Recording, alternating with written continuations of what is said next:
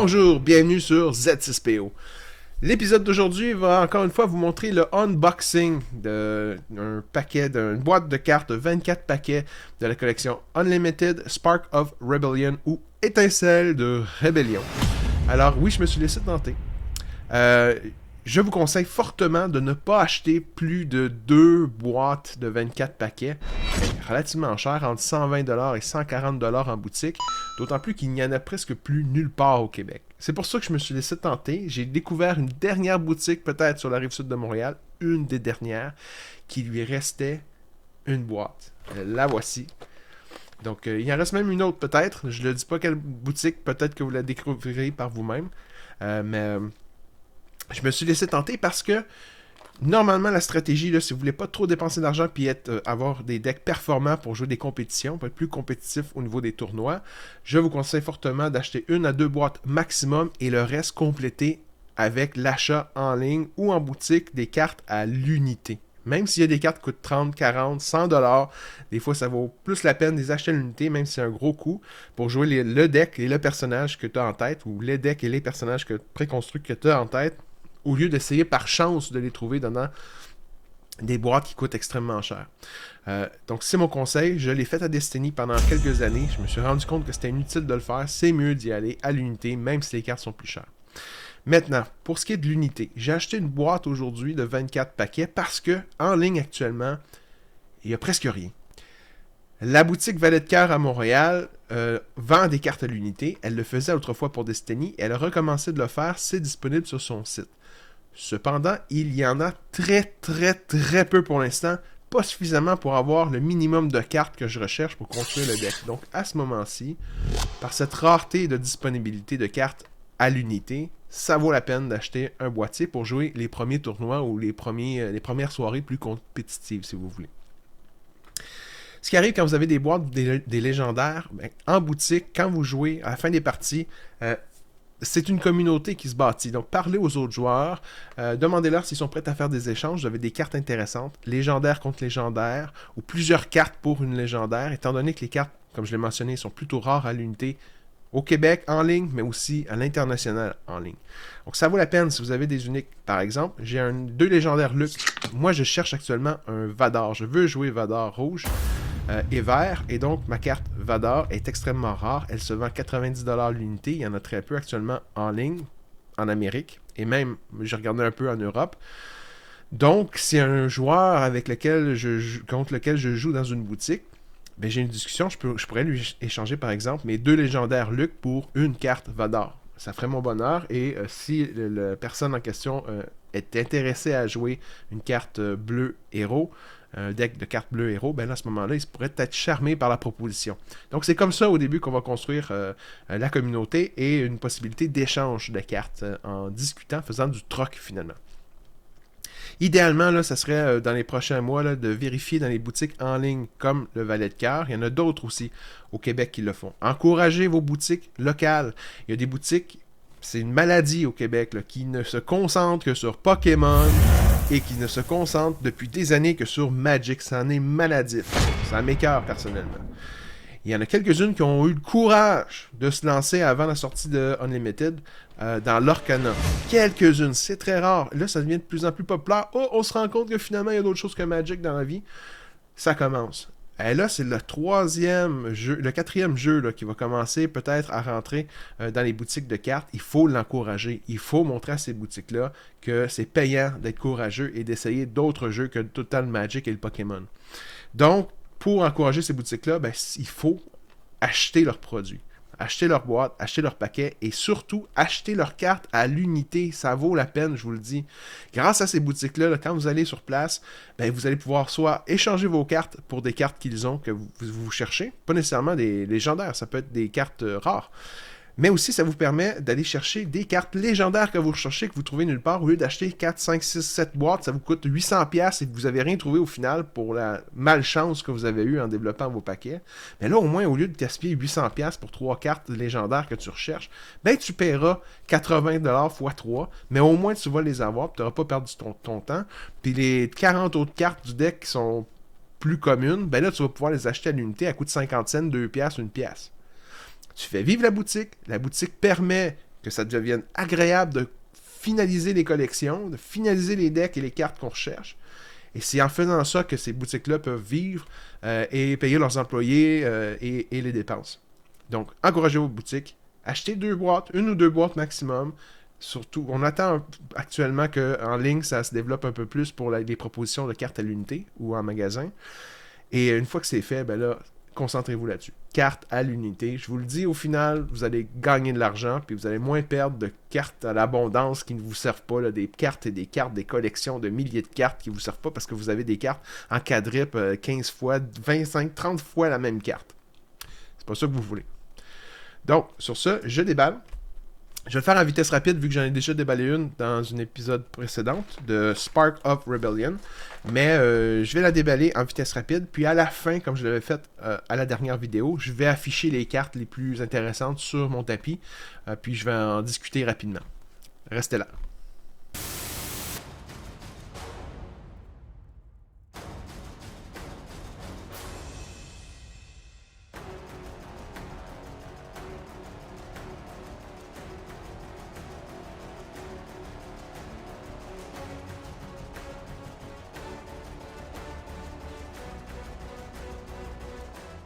Les 3 vaisseaux avec Boba Fett sont forts parce que quand on les déploie et on est avec le personnage de Boba Fett, le leader, ben, ce vaisseau se déploie non pas tapé mais actif, ready.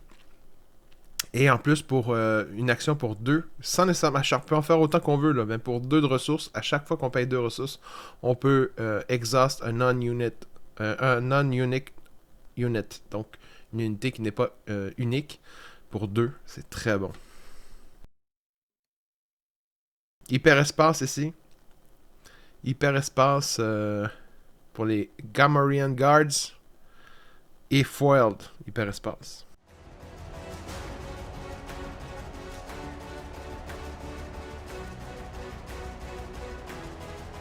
Oh! C'est ma première légendaire ici au 2e paquet. Le Force Lightning en plus en hyperespace. Je suis vraiment heureux de l'avoir. Je parlais de Vador tantôt. C'est une carte que je vais assurément jouer. C'est une des meilleures cartes du jeu quand même. Là. Ça va être dans ma future épisode des meilleures cartes du jeu. Là. Force Lightning, extraordinaire comme carte. Coûte de 1 seulement. L'or est beau aussi. Là. Regardez-moi ça. Hyperespace.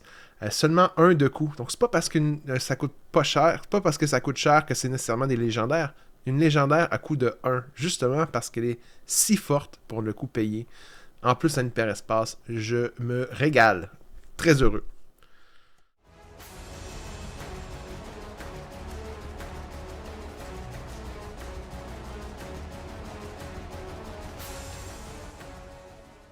Ici, j'ai ma 3e paquet, j'ai ma 2e légendaire déjà. Le Devastator. Possible de jouer aussi avec Vador. Par contre, à coup de 10, malheureusement, c'est une des cartes les plus fortes du jeu, mais beaucoup trop lent à jouer. Là. C'est Sentinelle, Overwhelm, ce sont les bons mots-clés. When played, you may deal damage to a unit equal to the number of resources you control. Donc, normalement, tu sors à 10, donc tu peux aussi faire 10 de dommages à une unité spécifique, en plus de son arrivée. Là.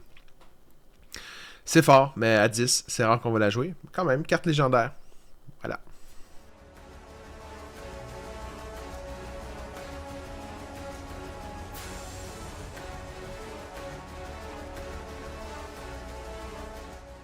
Ah, c'est étrange ici comme, comme carte. J'ai eu une carte rare de base cette fois-ci. Donc ma carte, c'est le Tarkin Town, que j'avais déjà, mais qui est une très bonne carte à jouer rouge.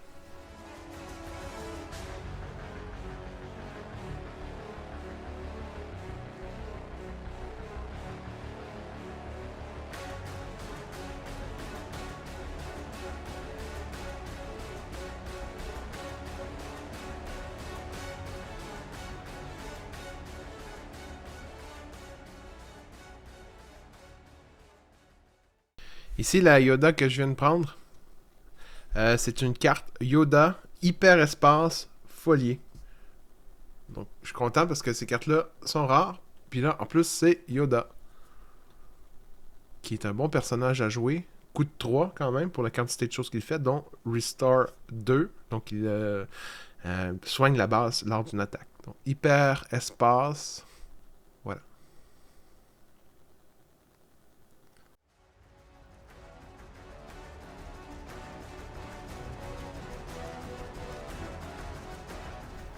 Si j'ai une autre carte hyper espace folie, je pense que ça fait 3 déjà en moins de 10 paquets.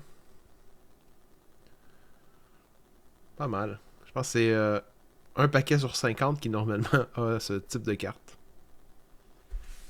Malheureusement, c'est la carte Prepare for Takeoff qui n'est pas très bonne. Mais bon, ça dépend des decks. Puis pour l'instant, mais avec les prochaines boîtes qui vont sortir, les nouvelles cartes qui vont annoncer, peut-être que ce sera une carte gagnante.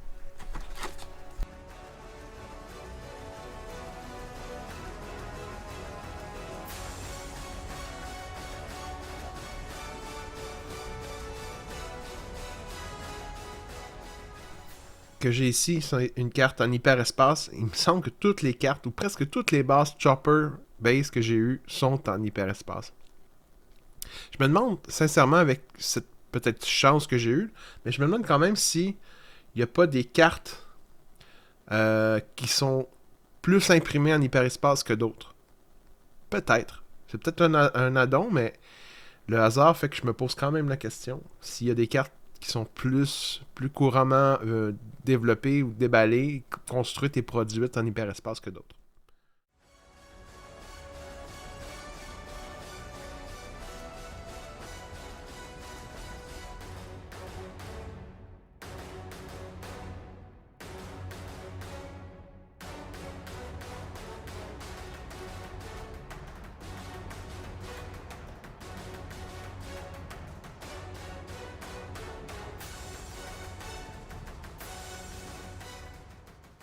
J'ai mon autre légendaire, ma troisième légendaire jusqu'ici. Je suis rendu à peu près à la moitié de la boîte, pour une 12 paquets, peut-être 13-14 paquets maximum.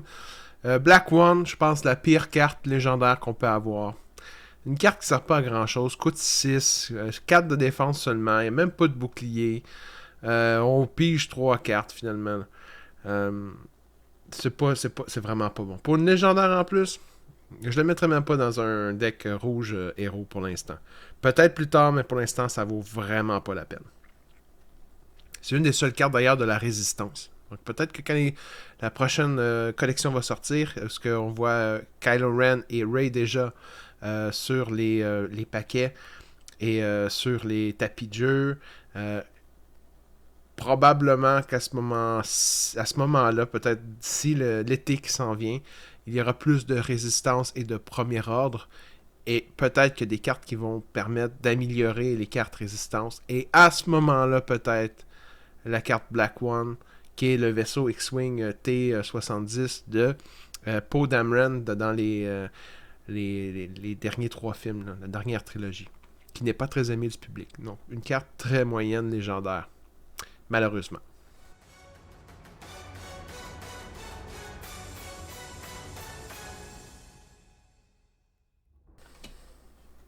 J'ai une autre légendaire, un autre paquet de suite. C'est ma 4e légendaire en à peu près 13-14 paquets d'ouverts. 4 légendaires, là, je suis vraiment chanceux. Avenger, c'est pas la meilleure légendaire, mais c'est quand même respectable comme légendaire. Coûte 9, donc très long à jouer. C'est pour ça que c'est un petit peu moins bon. Mais pour le reste, ça va très bien. Quand je la joue ou quand j'attaque, an opponent chooses a non-leader unit they control, defeat that unit. La plupart du monde vont dire ouais, mais c'est poche parce que c'est on attack. Donc on attack, ce que ça veut dire, c'est que ça a un effet avant que tu fasses les dommages. Donc admettons que tu décides d'attaquer une unité, tu la désignes dans l'espace. Ben, la personne, ton adversaire a le choix de n'importe quelle autre unité de la table de la tuer ou celle-là. Fait que la plupart du temps, ils vont choisir l'unité que tu attaques. Mais en même temps, ça te permet d'être assuré de tuer l'unité que tu as visée. Et when played, ça c'est bon par exemple. Fait que dès que tu joues, l'adversaire contrôle, décide de tuer une unité qui est non-leader qui le contrôle. Donc ça c'est quand même bon quand tu la joues. Puis après quand tu attaques, c'est moins bon, mais ça te permet de t'assurer de détruire ta cible. Avenger, très bon avec des decks comme Eden Versio.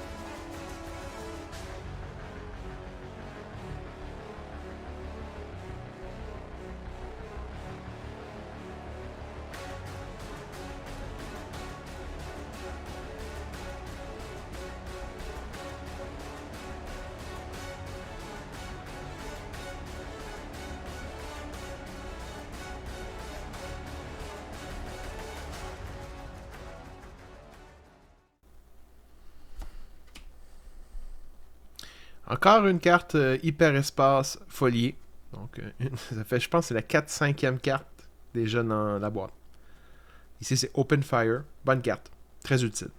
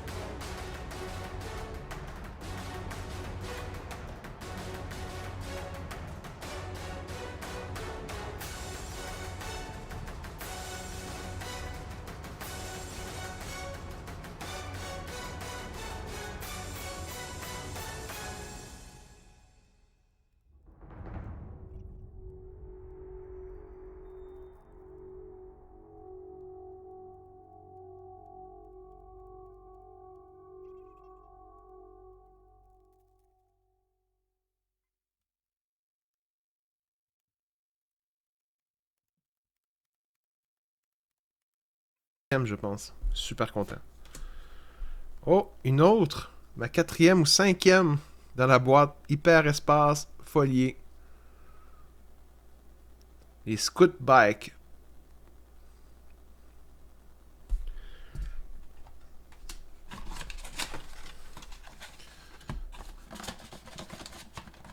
La dernière du paquet de la boîte. Dernier paquet de la boîte.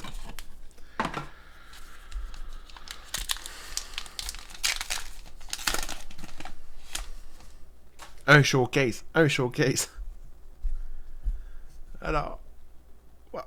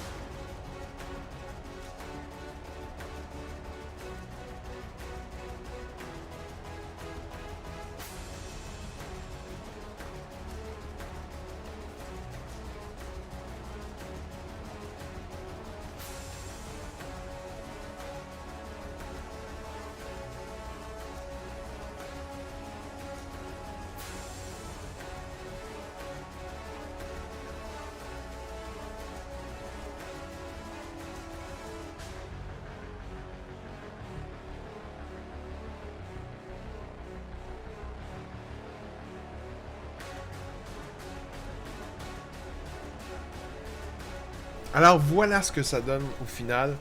Euh, j'ai. Si on regarde ici, ça c'est mes cartes que j'ai de Folier, Foil, Alliance X-Wing, Yoda, Guerrilla Attack Pod, Rogue Squadron Skirmisher, Bounty Hunter Crew, ATST, Open Fire. I had No Choice, Rally Cry, Strike True, Restart Arc 170, Super Legion Technician, Power of the Dark Side, Other Rim, Headhunter, Prepare for Takeoff, Underworld, Tog, Devotion, puis Resilient. Correct. De bonnes cartes. Il y en a des bonnes, il y en a des moins bonnes. Hyperespace maintenant. Donc, quelques-unes, je ne vais pas toutes les nommer, là, mais quelques-unes intéressantes. Bibs, Fortuna. L'Alliance Dispatcher qui va être souvent jouée, j'imagine, pour les héros. J'ai mon Jedi Lightsaber, ça je suis content. Ça va être surtout joué avec le deck Luke, là, en attendant que j'échange mes cartes. légendaire. J'ai beaucoup d'héros hyperespace. Krennic, Sabine, Chewbacca, Leia en hyperespace. Donc ça, je suis content quand même. 4 héros. Et j'ai une carte foliée rare, qui est Security Complex, qui donne le shield au Non-Leader Unit. Et j'ai 4 bases en hyperespace. Sinon, qu'est-ce que j'ai d'autre? J'ai mes légendaires. Mes légendaires, ce sont les cartes les plus rares. J'ai Force Lightning, super content. Bonne carte. J'ai le Devastator, correct. Bonne carte, mais difficile à jouer. Black One, pas bonne carte pour l'instant. Et Avenger, bonne carte. Donc, je suis quand même content. C'est sûr qu'il y a d'autres cartes légendaires qui m'auraient tenté. Peut-être un troisième look ou surtout mon Vader que je cherche encore désespérément. Mais Force Lightning, ça c'est certain que je vais la jouer. En hyperespace, en plus, légendaire. Donc, je suis aux anges. Finalement, là, pour aussi les cartes intrigantes, j'ai 1, 2, 3, 4, 5 cartes dans cette boîte d'hyperespace folié. Supposément très rare. Donc j'en ai eu 5 tout de même. Pour ceux qui font la collection. Les gardes Gamorrean Guards de Jabba the Hutt. J'ai Yoda. J'ai Prepare for Takeoff. J'ai Open Fire. Et j'ai le Scout Bike. Donc hyperespace folié. Les 1, 2, 3, 4, 5 cartes hyperespace folié. Voilà. C'est ce qui conclut l'épisode d'aujourd'hui. J'espère que ça vous a plu de voir en même temps que moi les cartes que j'ai ouvertes dans ces paquets. Donc, je vous dis à la prochaine fois. Et sur ce, je vous dis que les probabilités soient avec vous. Au revoir.